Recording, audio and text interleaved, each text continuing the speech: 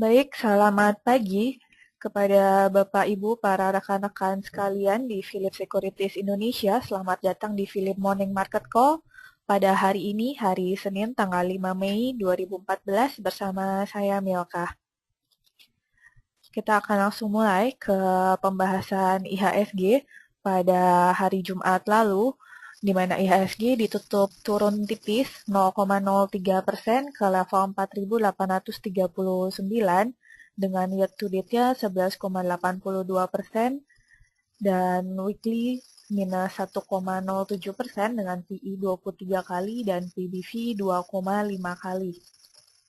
Adapun IHSG kemarin tertekan oleh harga-harga komoditas yang cukup turun seperti CPO dan batu bara, sehingga ini cukup menekan saham-saham di sektor agriculture dan mining khususnya. Selain itu juga kenaikan tarif dasar listrik atau TDL yang menekan sektor basis industri atau industri dasar, sehingga ini juga menjadi salah satu faktor penurunan IHSG pada akhir pekan lalu.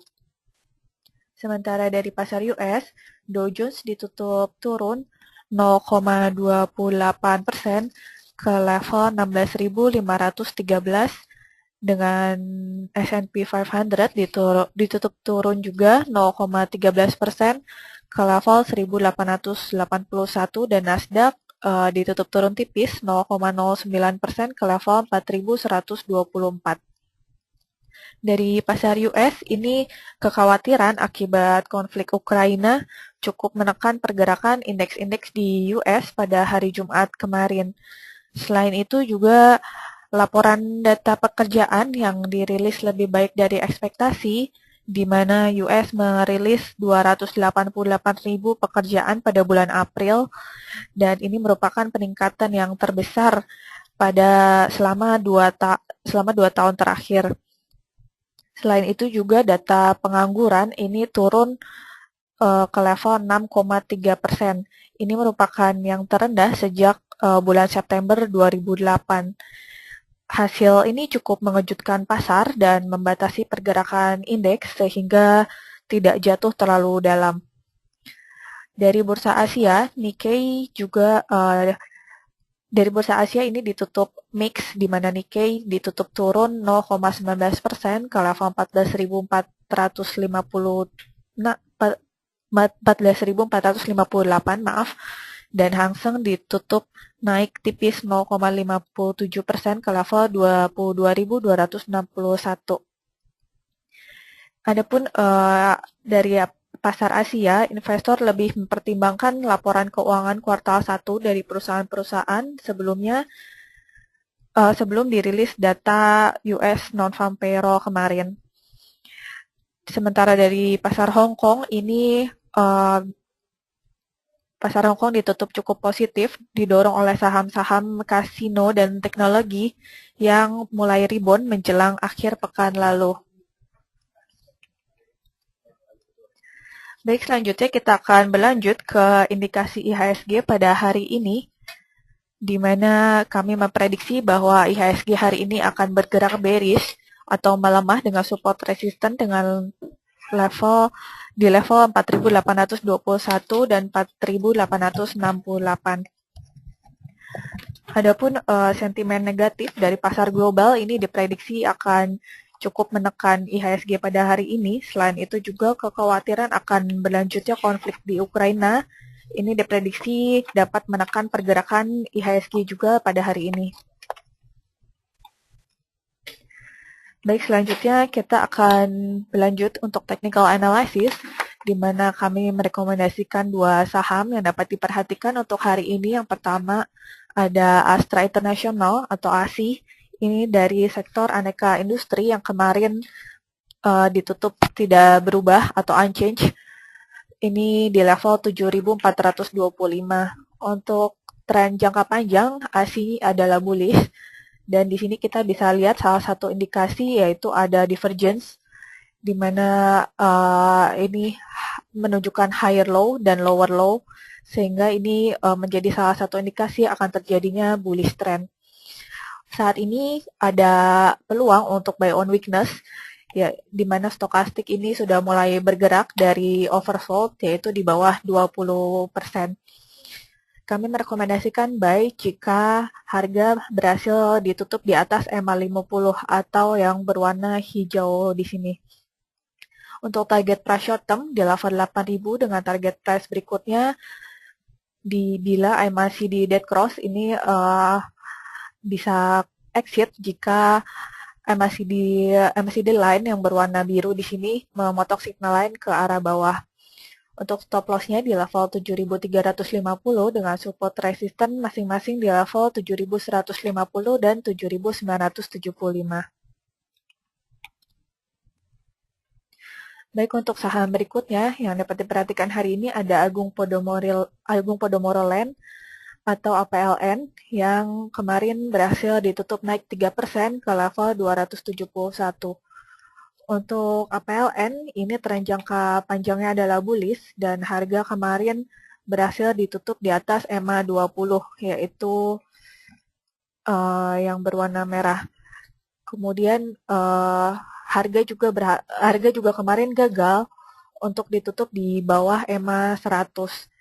Kami merekomendasikan buy jika harga berhasil ditutup di atas resisten yaitu di level 272 dengan target price-nya di level 283 dan target price berikutnya ini bisa mengikuti Bollinger Upper Band atau yang garis titik-titik di atas berwarna coklat.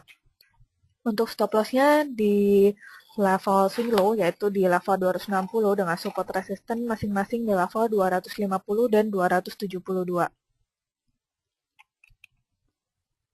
Baik, seperti sudah diumumkan sebelumnya bahwa pada hari ini tanggal 5 Mei 2014 kita kedatangan pembicara tamu dari PT Sawit Sumber Masarana dengan tiketnya SSMS. Dengan pembicaranya adalah Bapak Hari Nadir selaku Director dengan topiknya adalah update untuk kuartal 1 2014. Baik, waktu dan tempat saya serahkan kepada Bapak Nadir. Silakan Pak. Terima kasih atas waktunya. Sebagaimana yang sudah kita sampaikan waktu pertama kali saya di Philips Securities ini, kami nanti setiap kuartal akan melakukan update terhadap performance dari PT Sawit Sumber Masarana. Hari ini saya juga ditemani oleh salah satu investor relation headnya Bapak Hadi Susilo. Beliau baru gabung. Nanti mungkin di kemudian hari bisa berhubungan dengan beliau dan juga Olive tentunya yang selama ini membantu. Tentunya ini adalah untuk kita memperkuat apa yang ingin kita berikan update informasi kepada market ke depan. Next. Saya kira untuk vision dan missionnya sebagaimana kita sampaikan bahwa kita ingin jadi perusahaan yang berkelas dunia. Tentunya untuk itu kita sangat concern dengan yang namanya environment. Kita juga sangat concern dengan lingkungan, di mana juga CSR program kita cukup baik untuk kita jalankan sehingga apa yang kita inginkan di sana sustainability dari SSM itu sendiri bisa tercapai. Tentunya kita sebagaimana saya sampaikan bahwa kita adalah RSPO certification. Kita juga terutama di Triple S Sawit Sumber Masarananya dan anak-anak perusahaannya sedang dalam proses. Kita juga sudah mendapatkan ISPO dan ISO dan lain-lainnya. Next. Saya kira ini saya skip aja, cuman sekedar update bahwa kalau kita lihat di dalam performance di CPO production di 2013 kita mencapai peningkatan walaupun secara yield kita nanti turun, nanti akan saya sampaikan. Kemudian di first quarter juga nanti saya akan sampaikan kita meningkat melalui by production. Next. Nah ini saya kira manajemen profile kita bisa lewatkan. Next. Ini struktur yang sebagaimana saya sampaikan. Di dalam struktur ini tentunya ada beberapa hal yang ingin saya update kepada market, bahwa TSA dan SMU di mana itu masih berada di luar SSMS listed company. Mudah-mudahan di dalam tahun ini kita akan injek ke dalam triple S level, dan di mana tentunya nanti triple S level akan meningkat hektarage-nya dari yang sekarang 34.000 mungkin berkisar di 55.000 hektar di tahun ini, mudah-mudahan, karena prosesnya sudah kita jalankan, di mana third party yang menguasai saham di TSA-SMU saat ini sudah memberikan sinyal dan sudah menandatangani term and condition untuk menjual pada tahun ini, sementara harga sedang kita negosiasikan berdasarkan valuation yang akan kita lakukan dalam jangka waktu dekat. Next. Ini lokasi saya akan tekankan lokasi dari TSA SMU itu sendiri itu berada dalam radius yang sama dengan existing plantation. Jadi secara operasional ini tidak ada hambatan sama sekali, sehingga begitu nanti diinjek di dalam SSMS ini tentunya akan menjadi satu area yang berkesinambungan dan menjadi bagian yang tidak mempunyai efek dari cost karena selama ini sudah memang di dalam satu area yang berkesinambungan dengan existing plantation yang ada. Next. Ini profile kebun kita, aset age profile ini kurang lebih rata-rata di 7 tahun, 63. Breakdown dari average age profile-nya, kalau kita lihat yang immature-nya untuk di 2014 ini berkisar di 17%, yang mature-nya ada di 60%, dan di prime area-nya 23%. Kalau kita lihat ini dengan asumsi yang kita bisa nanam 5.500, tapi belum termasuk kalau kita masukkan yang injecting asset dari CBI Group di dalam Triple S. Kalau kita lihat dari yield profile-nya sampai saat ini, kita lihat di 2013 memang sedikit ada penurunan. Tentunya ini adalah efek dari hampir semua perkebunan mengalami hal yang sama, namun average-nya tapi kita masih di rata-rata di 21,8, di yang prime-nya itu masih 27,5, dan yang immature-nya di 14,9. Mudah-mudahan kalau saya lihat dari kuartal pertama ini sudah trennya naik.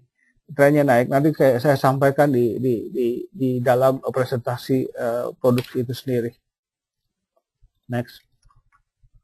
Ini perbandingan saya belum update mengenai data dari peers kita di tahun 2013.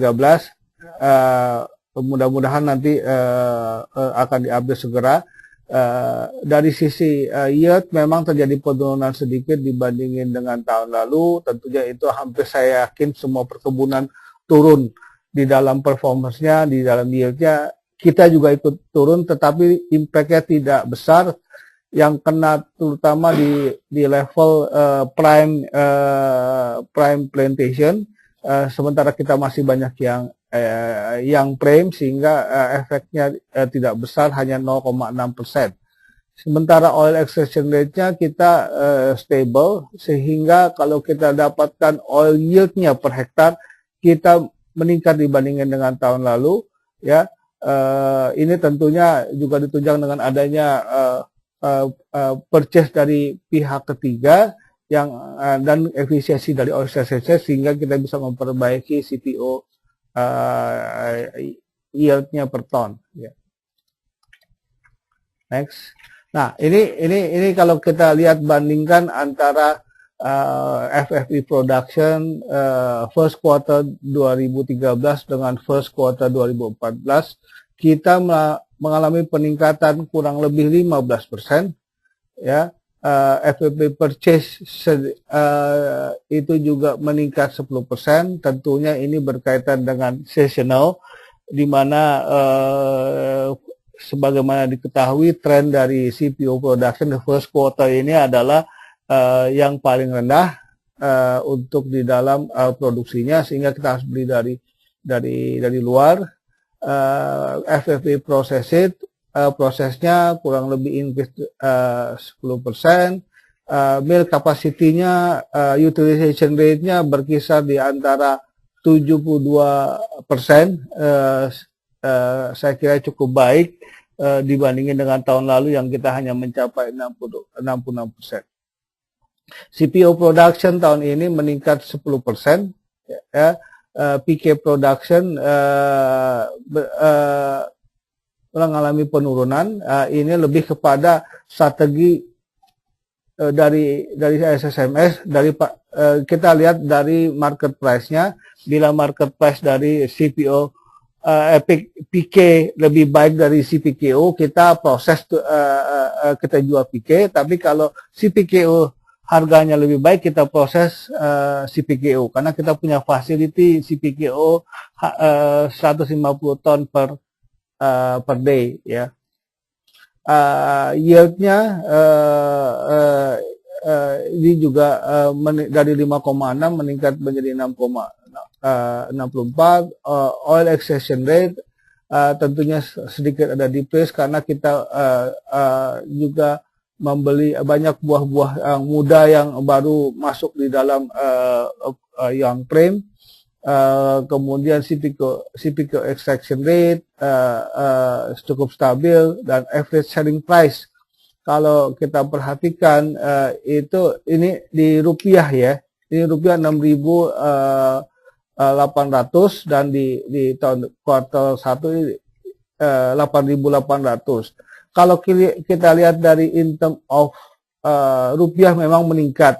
Namun sesungguhnya ini di dalam US dollar base itu stable. Kenapa? Karena waktu kuartal 1 2013 kursnya hanya 9.500, sekarang 11.500. Tapi dibandingkan dengan Desember, tentunya ini lebih baik harga CPO price-nya gitu. Next.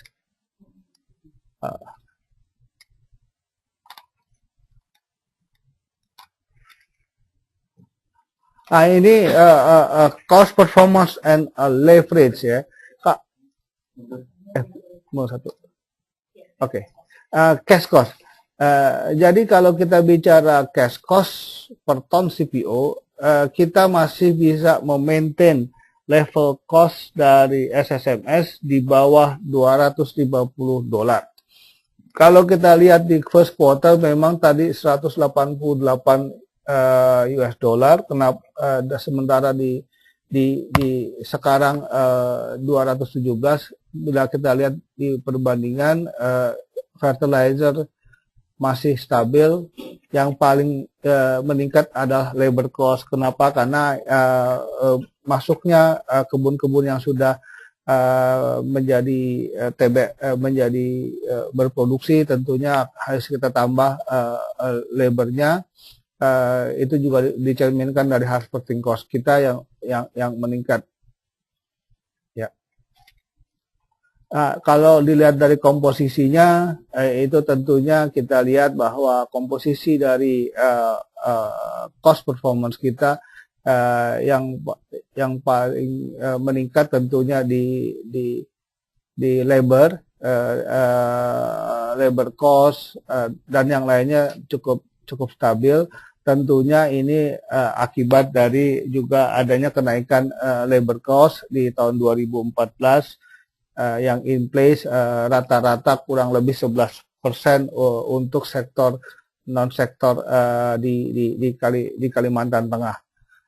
Kalau kita lihat dari EBITDA, kita masih cukup strong ya. EBITDA margin kita di 2013 juga net debt to EBITDA-nya 0,7, di first quarter ini net debt EBITDA-nya cuma 0,2, debt to equity-nya 0,3, dan di first quarter ini net debt to EBITDA-nya 0,6 ya, dan di ininya di level 0,3.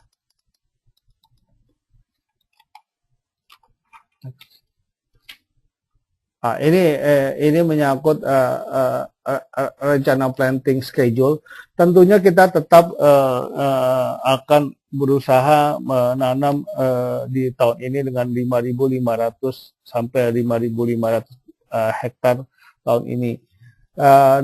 Kita dalam tahap persiapan, biasanya di kuartal pertama kita lakukan land clearing dan melakukan proses-proses yang berkaitan dengan perizinannya, HCV dan lain-lain.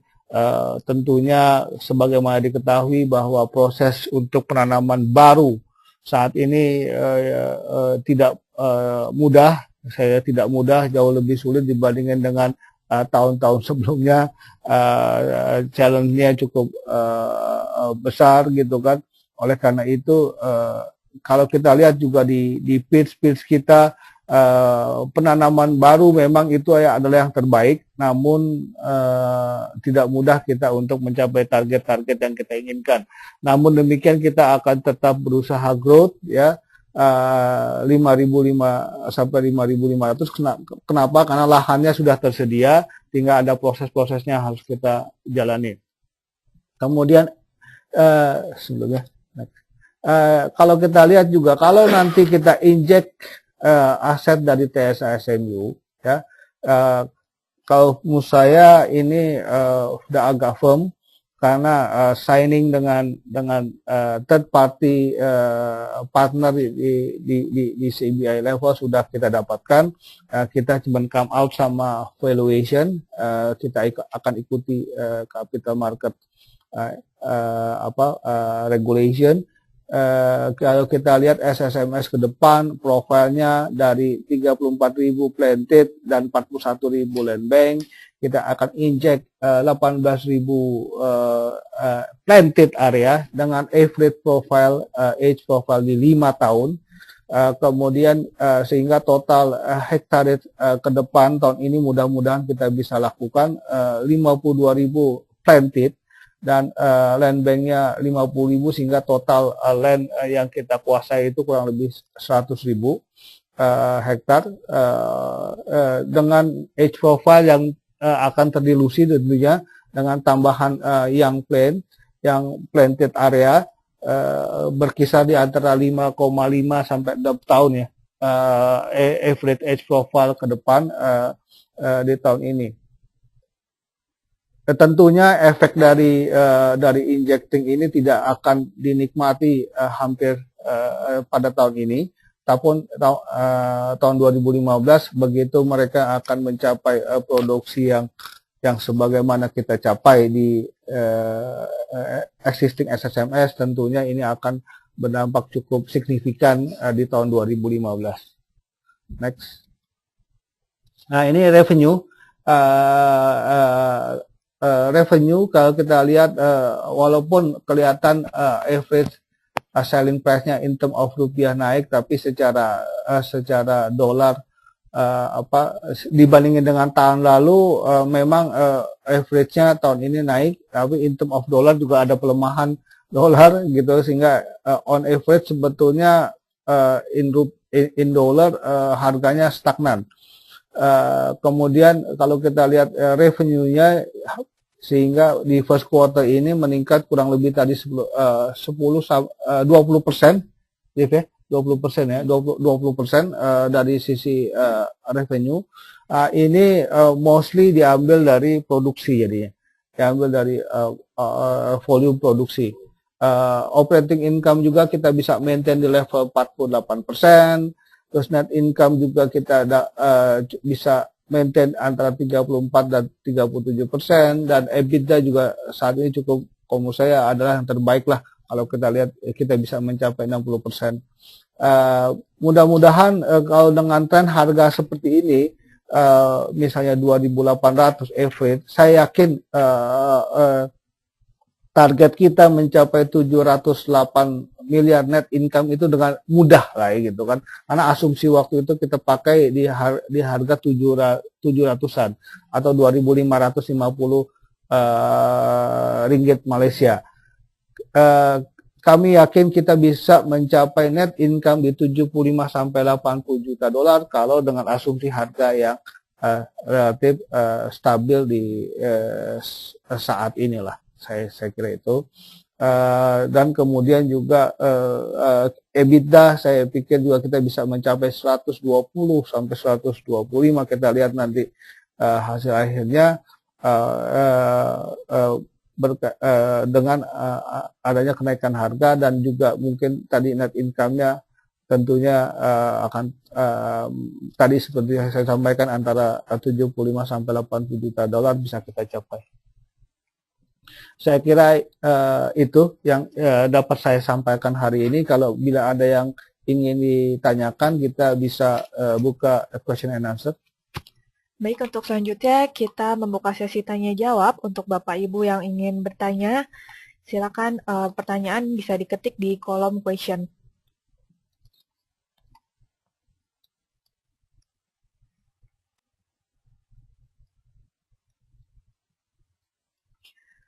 Baik, untuk pertanyaan pertama, Pak. Ini ada pertanyaan, bagaimana waktu tahun 2013 lalu, SSMS ini berhasil membukukan laporan keuangan yang cukup positif di tengah sementara yang lain-lainnya ini negatif. Bagaimana Pak kira-kira strateginya nih? Sebetulnya kembali kepada bisnis perkebunan ini tentunya ada faktor cuaca yang sangat dominan dan faktor harga. Ya, itu, dan dua faktor ini tentunya tidak bisa kita kontrol ya. Ya tentunya yang harus dikontrol dalam bisnis perkebunan ini adalah biaya, cost per ton CPO, dan kemudian juga productivity.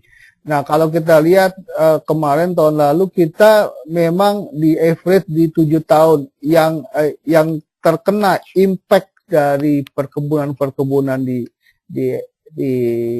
Indonesia tentunya adalah kepada yang udah prime, yang to prime ini tidak begitu terkena impact terhadap weather situation yang ada pada tahun lalu. Oleh karena itu SSMS walaupun kena tapi cukup sedikit. 0,6% impact terhadap produksi kalau tadi dilihat. Namun secara cost efisiensi kita terjaga. Jadi itulah kuncinya, cost efisiensi dan cost per ton dan itu yang terjaga dan produktivitasnya juga tetap kita amankan sehingga kalau kita lihat dari ini kita yang tidak terkena. Sementara yang seperti yang kebun-kebun yang sudah banyak yang sudah mature, tentunya ini yang paling kena efeknya. Ya walaupun dipupuk sebanyak apapun, efeknya nggak akan kena gitu kan, karena itu efeknya nanti ke depan. Nah tadi SSMS kita sangat diuntungkan dengan tadi yang age, yang profilnya, dan kemudian juga tentunya cost efisiensi di mana strategic location kita ini yang membuat kita bisa tetap menjaga margin yang cukup bagus. Oke, ini pertanyaan selanjutnya dari Ibu Hertiti. Terima kasih Bu. Untuk semester yang akan datang, apakah prediksi El Nino menurut Bapak bisa benar-benar terjadi? Ya, gini, secara efek El Nino itu tidak menyebabkan efek yang sekaligus menurunkan produksi. Karena sawit ini 2-3 bulan, 4 bulan itu masih bisa tahan dia produksinya. Yang jadi masalah nanti efeknya adalah di tahun ke depan.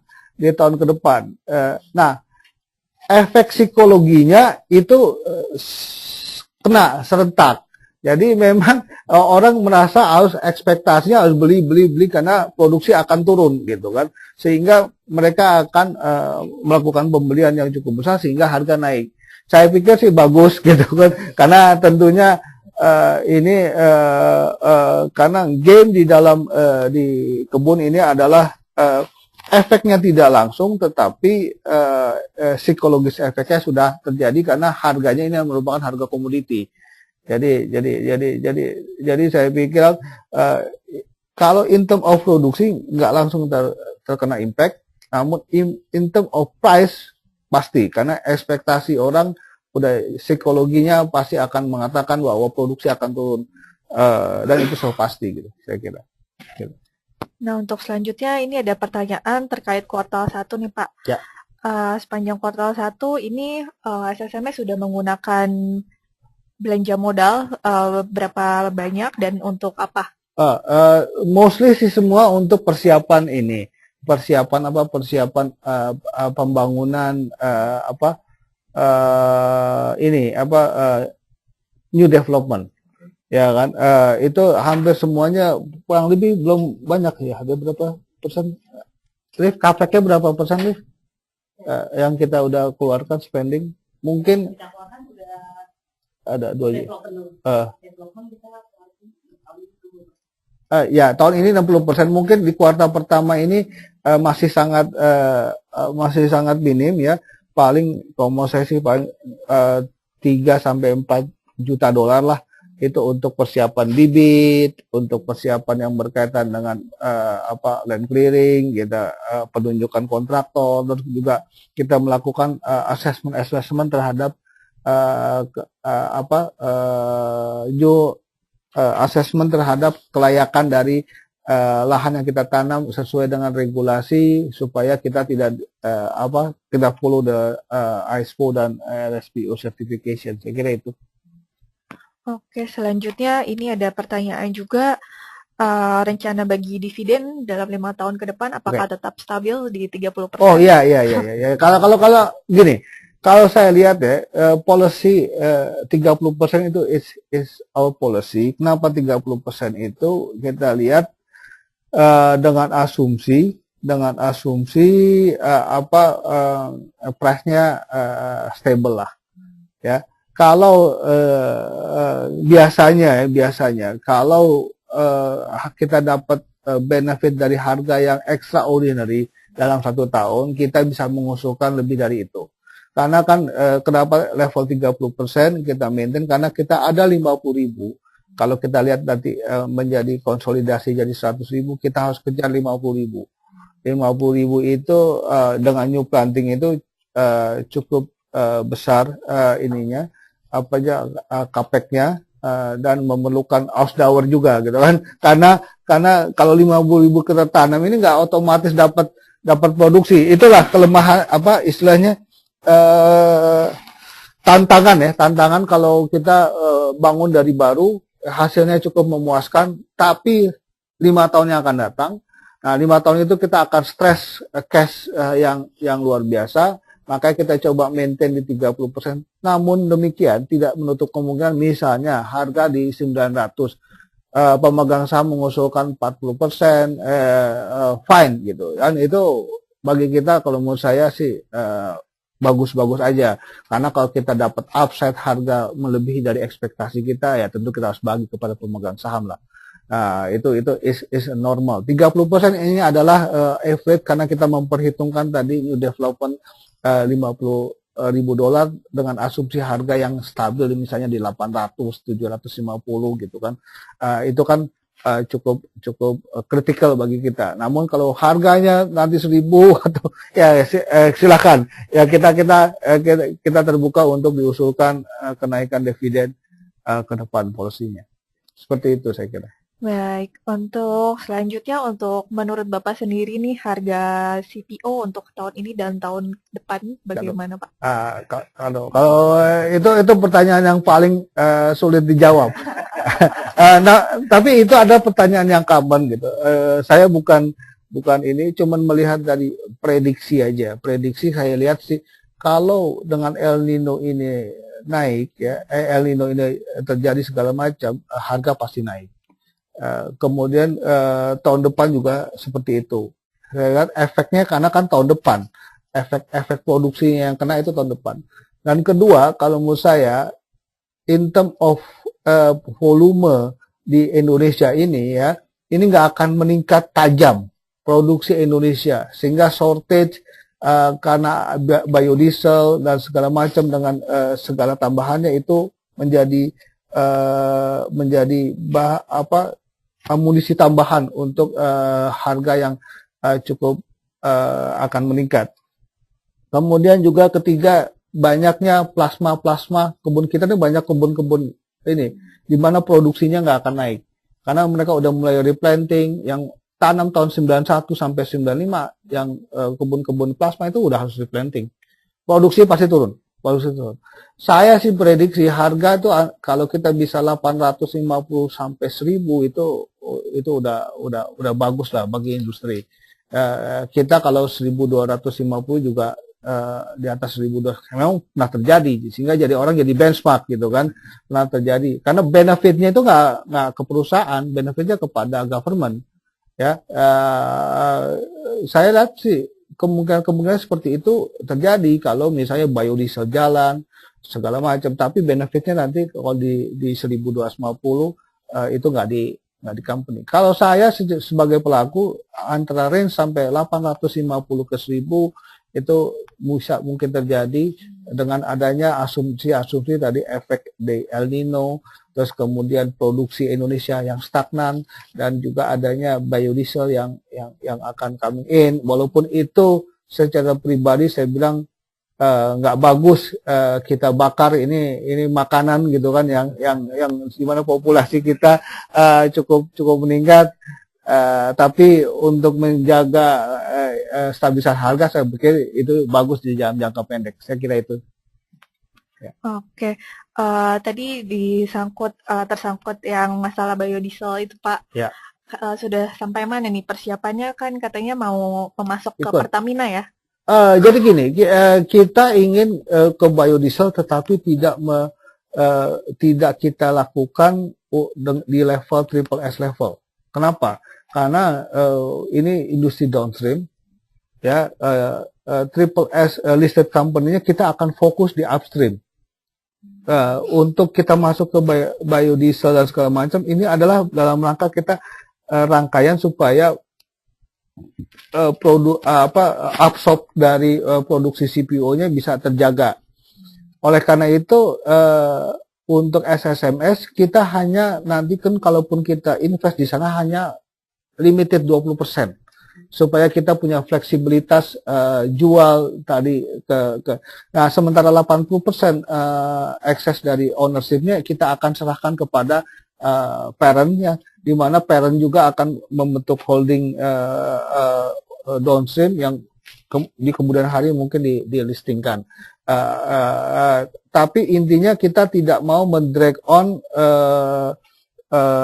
upstream businesses yang begitu besar karena kita turun ke downstream walaupun ada benefitnya pasti kalau menurut saya tidak sebaik di upstream.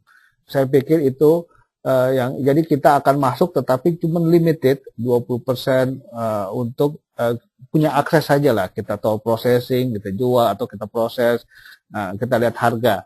Jadi seperti itu yang akan kita lakukan. Baik, untuk selanjutnya ada pertanyaan, bagaimana pengaruh kenaikan upah minimum terhadap kinerja SSMS? Oh ya, tentu ini tantangan lah ya. Karena di Indonesia ini gaji nggak pernah turun gitu kan. Gaji nggak pernah turun, selalu trennya naik gitu kan.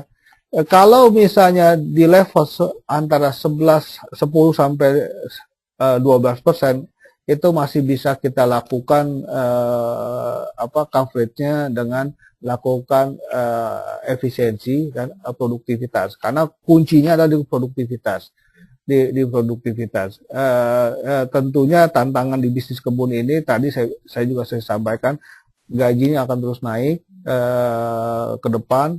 Produktivitas tentunya untuk yang nanti 50.000 lagi kita tanam, kita harus tanam dengan klon-klon baru ya, yang third generation ya, untuk bisa menghasilkan produksi yang jauh lebih bagus. Karena itulah apa challenge-nya gitu kan. Saya pernah melihat itu klon-klon baru yang sudah ada di market juga itu bisa menanam lebih dari yang 135 stand per hektar. Ini kita bisa tanam dengan 140, 160 sampai 200 pokok per hektar. Itu akan menaikkan produktivitas paling tidak 40 sampai 50%. Nah, dengan demikian cost-nya ya bisa terjaga, efisiensinya di cost-nya per hektar.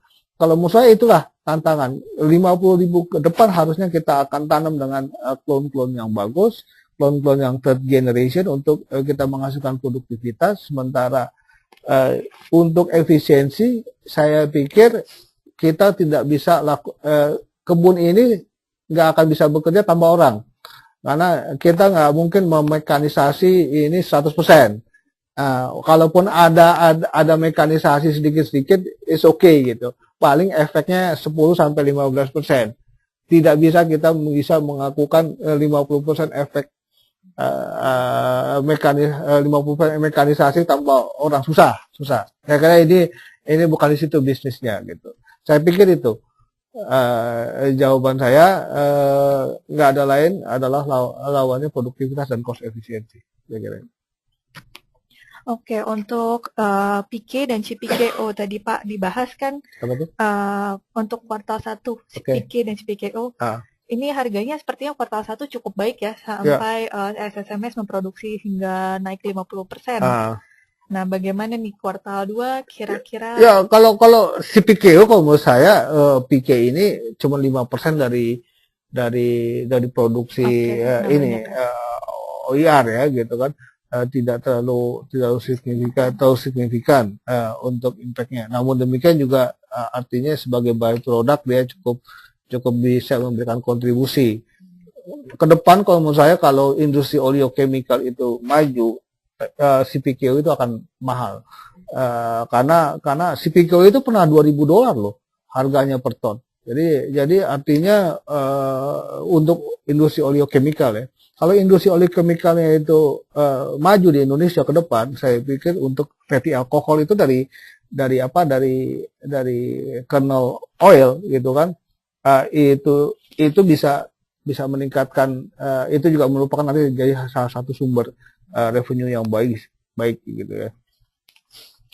Oke, pertanyaan terakhir ini Pak, kira-kira tantangan menurut Bapak di sektor CPO nih pada tahun ini toh? Tantangannya pertama tentu kalau di kebun itu masalah sosial ya. Sosial, lingkungan itu adalah tantangan yang utama kita menjaga sustainability-nya. Nah, biaya gitu kan yang berkait dan tentunya juga kalau saya bicara lingkungan adalah government regulation lah ya. Mudah-mudahan pemerintah yang ke depan ini bisa lebih memfokuskan lah ya, menyelesaikan masalah-masalah yang katanya dispute hutan ini bisa dengan segera selesai ya, clear, pebisnis di kebun bisa berkonsentrasi karena tentunya bisnis ini sangat menyumbang terhadap unemployment ya. Jadi serapan tenaga kerjanya cukup besar. Sementara di kita ini banyak yang hampir 50-60% pendidikannya di bawah SMA. SMA ke bawah. Inilah lapangan kerja yang sangat tersedia untuk mereka, bukan kita mengecilkan gitu kan. Tapi itulah fakta kita gitu. Tantangannya adalah tadi, gimana kita bisa bangun dengan baik tanpa kita terlalu banyak direcoki oleh hal-hal yang sosial dan juga tentu lingkungan, regulasi yang kondusif sehingga kita bisa lakukan ini dengan cermat dan tidak banyak gangguan sehingga proses pengembangan kita berjalan sesuai dengan rencana yang kita inginkan. Saya kira itu sebetulnya sih. Baik, mengingat waktu yang sudah Terima habis kasih. dan cukup terbatas, Hmm, ini kami mohon maaf untuk Bapak Ibu yang pertanyaannya belum sempat terjawab. Mungkin lain kali bisa boleh, dijawab ya Pak. Lain boleh, kali boleh, boleh. Bapak Haria bisa datang kembali ke sini. Ya, ah, Kami dari PT Philips Securities mengucapkan terima kasih banyak untuk kedatangannya ya, untuk Bapak Hari Nadir dan ya. rekan-rekannya. Ah, Baik untuk Bapak Ibu, sekian sesi Philip Morning Market Call pada hari ini. Untuk Bapak Ibu yang ingin mengikuti kembali Philip Morning Philip Morning Market Call pada esok hari, kami kembali mengundang Bapak Ibu di jam dan waktu yang sama. Terima kasih untuk kehadirannya dan attendinya. Selamat pagi dan selamat trading. terima kasih.